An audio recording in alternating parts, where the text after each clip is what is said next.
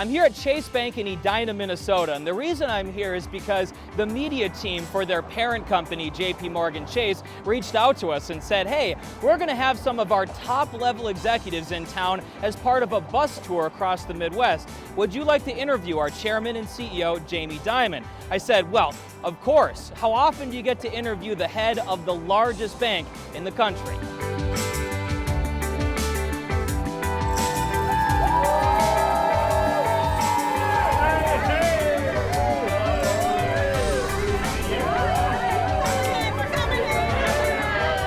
Thank you so much for giving us a few minutes of your time. We really appreciate it.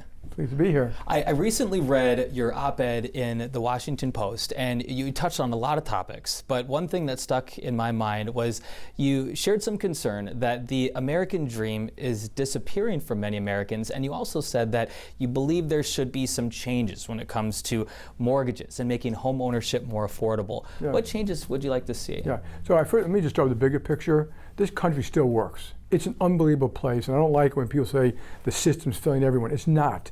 But if you're going to be honest about it, if you look at the lower 20% of the income level in the country, their incomes haven't gone for 20 years.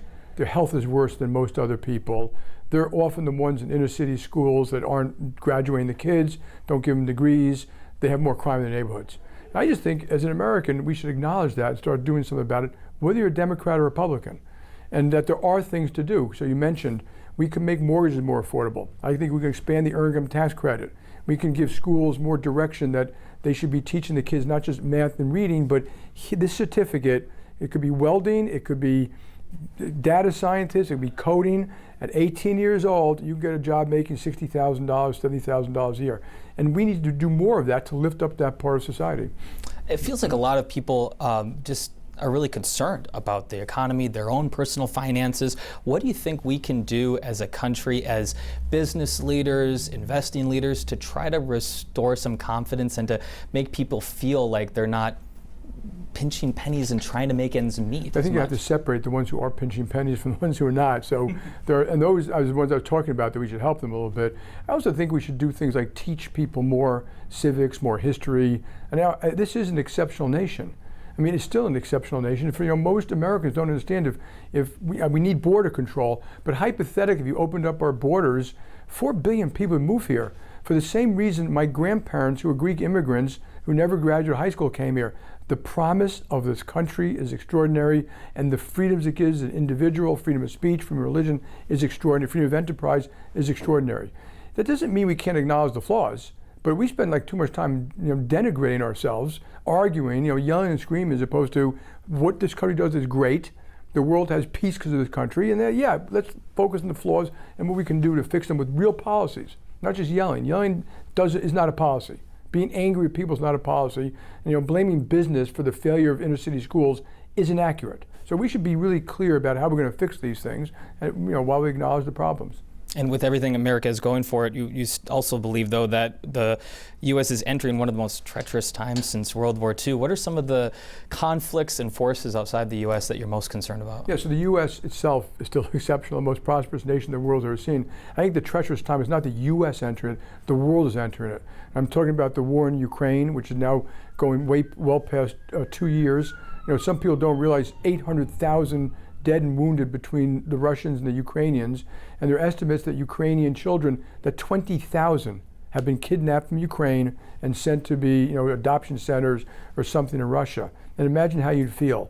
It's nuclear blackmail. It looks just like the wars of World War I and World War II, and Iran and North Korea aiding and abetting it, and then China's helping a little bit. So it's causing this huge consternation around the world. What allies are going to line up with who?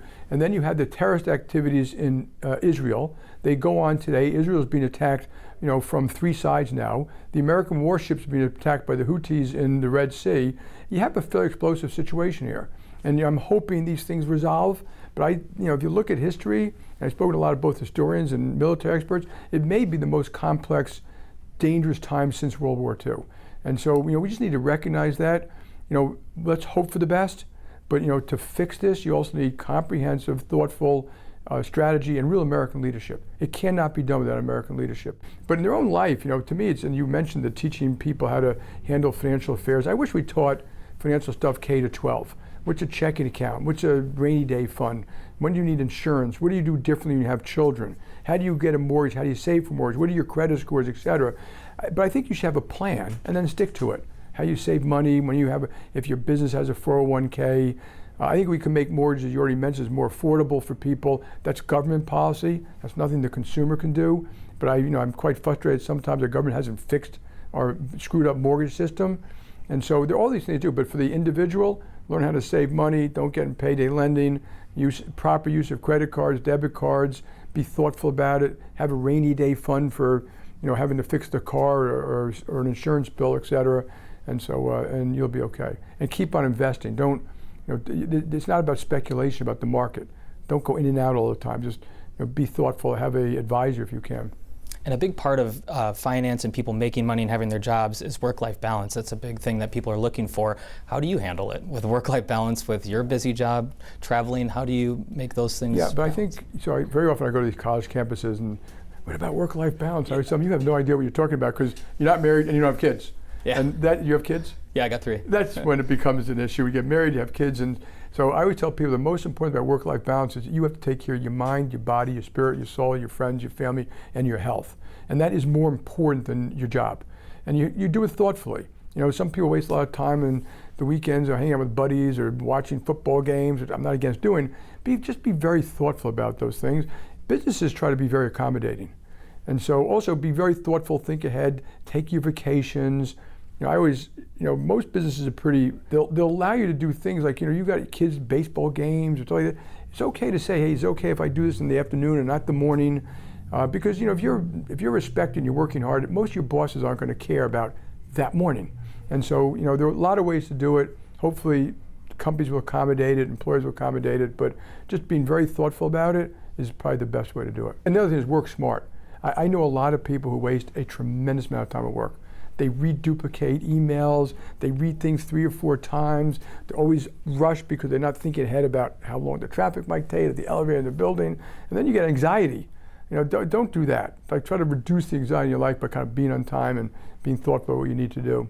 In your recent shareholder report, you mentioned AI and how that's going to change a lot with banking and personal finance. One thing I'm concerned about is, as you and I have talked about how there's a need for people to have more financial education. If we're moving more into AI and less human interaction, who do you think who's going to teach people about personal finance and banking? Technology has changed the world in general for the better. It's why the GDP per person is $80,000. It's why people are living longer. It's why we're curing cancer. And so AI is another technology that will aid and abet all those things. It'll make you more productive. When you wake up in the morning, it may write your notes for you. It'll tell you, Jamie gave a speech of the day, and here's what he said. It'll do all the stuff. So it will aid and abet most jobs, and it may eliminate some, but as did most technology. And also technology has bad outcomes. And that you should acknowledge, like planes crash, drugs are misused, electricity kills people sometimes, but don't be afraid of it. Just learn to minimize the negatives, maximize the positives. And AI may be used to do financial education, but at the end of the day, there are certain things about advice and people and interpersonal relations that aren't going to go away. You have to eat, you have to sleep, you have to have friends, you want to debate about the baseball game. You may have questions, like right now you can go on the phone and ask Bing, which is Chat 4.0, about financial advice. I'm 35 years old, I have 2 kids, my mortgage X, how much money should I be saving?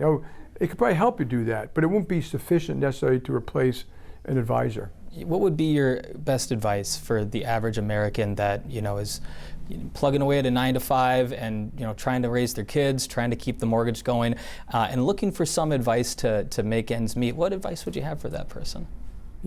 Sometimes, count your blessings a little bit because, we've all had pluses and minuses in life, and you can be very rich, but if you're sick, it makes absolutely no difference.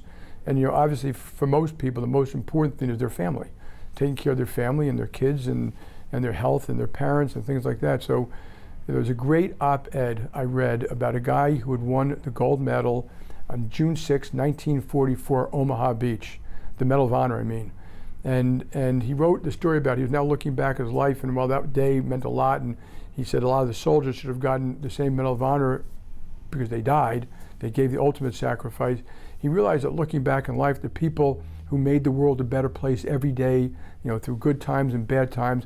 They could be a nurse or a parent or an artist or or a restaurant or a business person or a doctor, but they did it consistently, and they made this earth a better place day in for day out. And that's what most of these Americans do, and sometimes, we listen to the news, it's like we denigrate our country, talk about all these negative things. It's not that bad. But also where it is, we should acknowledge and do something about it. So you still live in the most prosperous nation on the planet. When I hear some people complain about America, I always tell them, you know what, I get on the road with me and go to some of these countries, and when you come back here, you will kiss the ground. And you will understand what your freedoms are and what they don't have.